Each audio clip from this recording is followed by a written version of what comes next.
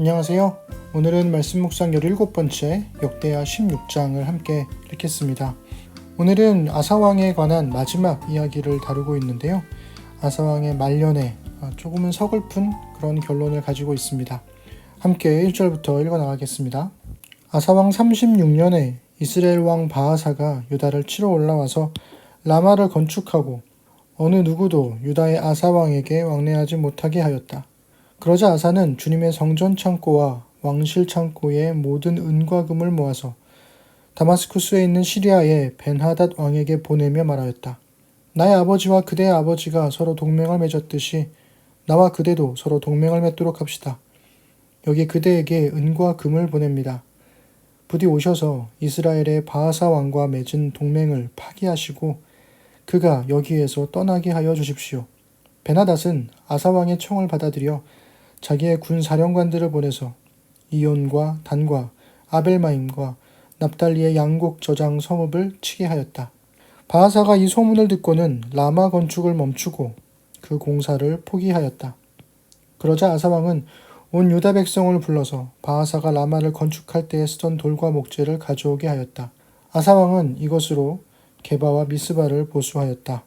네, 우리 어제 이야기했던 것처럼 아사 왕의 첫 10년 동안은 평화가 있었고 에티오피아에 전쟁이 있을 뻔했으나 하나님을 의지해서 승리를 했고 15년째 되던 해에 남유다의 백성들은 물론이고 북이스라엘에서도 사람들이 몰려들어서 하나님만을 섬기는 언약을 맺었다는 이야기를 했습니다. 그러면서 15년부터 35년까지 평화의 시대를 맞이했다고 그랬죠. 그러나 36년에 이르러서 무슨 일이 있었는지는 모르겠지만 아사 왕이 갑자기 변심을 해요. 이스라엘 왕 바하사가 유다를 공격했던 이유는 꽤 오랫동안 지속되었던 이스라엘 백성들의 이탈, 남유다를 향한 이탈을 막기 위해서였을 겁니다. 그래서 어느 누구도 유다의 아사 왕에게 왕래하지 못하도록 했다는 거죠. 그러자 이전 같았으면 아사가 하나님께 기도하고 하나님을 찾았을 텐데 이상하게도 주님의 성전 창고와 왕실 창고에 모든 은과 금을 모아서 벤하닷 왕에게 보내요. 여기에 있던 은과 금들은 15장 18절에 보면 하나님께 드린 것들입니다. 15장 18절에 보면 아사는 자기의 아버지와 자신이 거룩하게 구별하여 바친 은과 금과 그릇들을 하나님의 성전에 들여놓았다. 이렇게 기록하고 있거든요. 그러니 하나님께 드렸던 은과 금을 모아서 벤하닷 왕에게 보내더라는 거죠. 하나님을 의지했던 마음이 시리아 왕의 벤하닷 왕을 의지하는 마음으로 변심한 것입니다. 자, 이스라엘의 지도를 보면 대충 이런 모양새거든요. 이쪽이 지중해고 남유다고 북이스라엘 그리고 위쪽이 시리아예요. 남유다의 아사 왕이 북쪽의 시리아 왕에게 도움을 요청을 했고 시리아 왕이 북쪽에서부터 이스라엘을 치니까 남쪽을 공격하던 이 바하사 왕이 이거를 철회하고 돌아갈 수밖에 없었던 거죠. 그래서 결국 남유다의 아사 왕은 북쪽의 시리아의 도움을 힘입어서 이 중간 지역에 있는 북이스라엘을 멈추게 할 수 있었던 겁니다. 하지만 이 글을 읽고 있는 저를 비롯한 여러분들도 뭐가 문제인지 대번에 알 수 있겠죠. 아니나 다를까 한 선견자가 아사 왕에게 옵니다. 우리 7절부터 10절 읽겠습니다. 그 무렵 하나니 선견자가 유다의 아사 왕에게 와서 말하였다. 임금님께서 시리아 왕을 의지하시고 주 임금님의 하나님을 의지하지 아니하셨으므로 이제 시리아 왕의 군대는 임금님의 손에서 벗어나 버렸습니다. 에티오피아 군과 리비아 군이 강한 군대가 아니었습니까? 병거도 군마도 헤아릴 수 없이 많지 않았습니까? 그러나 임금님께서 주님을 의지하시니까 주님께서 그들을 임금님의 손에 붙이지 않으셨습니까? 주님께서는 그 눈으로 온 땅을 두루 살피셔서 전심전력으로 주님께 매달리는 이들을 힘있게 해주십니다. 이번 일에 임금님께서는 어리석게 행동하셨습니다. 이제부터 임금님께서는 전쟁에 휘말리실 것입니다. 아사는 선견자의 이 말에 화를 참을 수가 없어서 그를 감옥에 가두어 버렸다. 그만큼 화가 치밀어 올랐던 것이다. 그때 아사는 백성들 가운데서도 얼마를 학대하였다. 아사의 행적은 처음부터 끝까지 유다와 이스라엘 열왕기에 기록되어 있다. 아사 왕에게는 아사랴라고 하는 예언자가 있었죠. 그런데 이번에는 하나니라고 하는 선견자가 그를 찾아옵니다. 여기서 나오는 이야기들은 앞에서도 나왔던 하나님을 의지하십시오 라는 이야기인데, 하나니는 아사 왕이 하나님을 의지하지 않았기 때문에 이제는 전쟁이 계속될 것이다, 이렇게 무시무시한 이야기를 전합니다.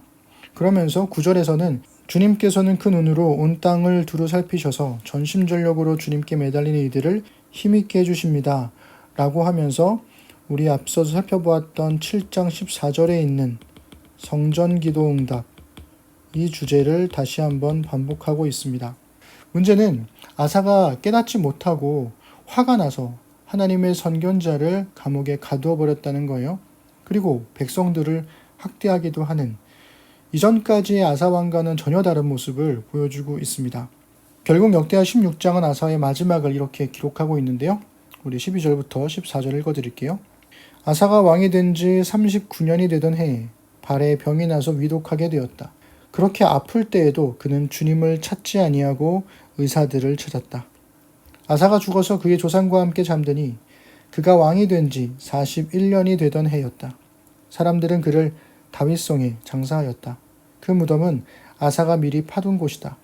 사람들은 향 제조법대로 만든 온갖 향을 가득 쌓은 침상에 그를 눕혀서 장사하고 그의 죽음을 애도하려고 큰 불을 밝혔다. 네, 아쉬운 이야기죠. 35년 동안을 정말 신실하게 살았던 아사 왕이 36년 되던 해에 전쟁에서부터 변심하기 시작해서 마지막 죽을 때까지도 하나님을 찾지 않았다는 이야기로 마무리를 하고 있습니다. 참 아쉬운 일인 것 같아요. 이렇게 아사 왕에 관한 이야기는 14장에서 16장까지 꽤 길게 다루고 있는데요. 신실하게 시작했던 아사 왕의 삶은 비신실한 죽음으로 끝나게 되죠. 아사 왕에게는 두 명의 예언자가 등장하는데요. 아사랴는 예언자로 번역이 되어 있고 하나니는 선견자로 번역이 되어 있습니다.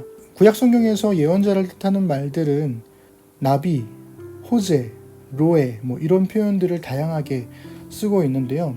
보통 구약 성경에서 예언자 하면 나비를 뜻하고 영어로는 prophet 이렇게 번역을 합니다. 그렇지만 선견자로 번역될 경우에는 선견자도 역시 예언자와 같은 역할을 하지만 로에라는 히브리어를 쓰거든요. 이 로에는 바로 더 seer라는 뜻입니다. 앞서 보는 자라는 뜻을 가지고 있지요.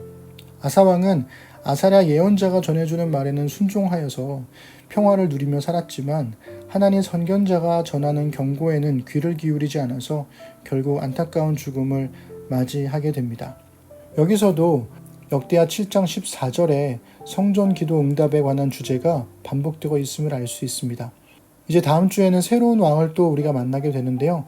그 왕은 어떠한 삶을 살게 될지, 그리고 그 왕의 삶을 통해서 우리에게 주시려고 하시는 하나님의 말씀은 무엇일지 우리 또 한번 찾아가 보면 좋겠습니다. 다음 주에 만나겠습니다.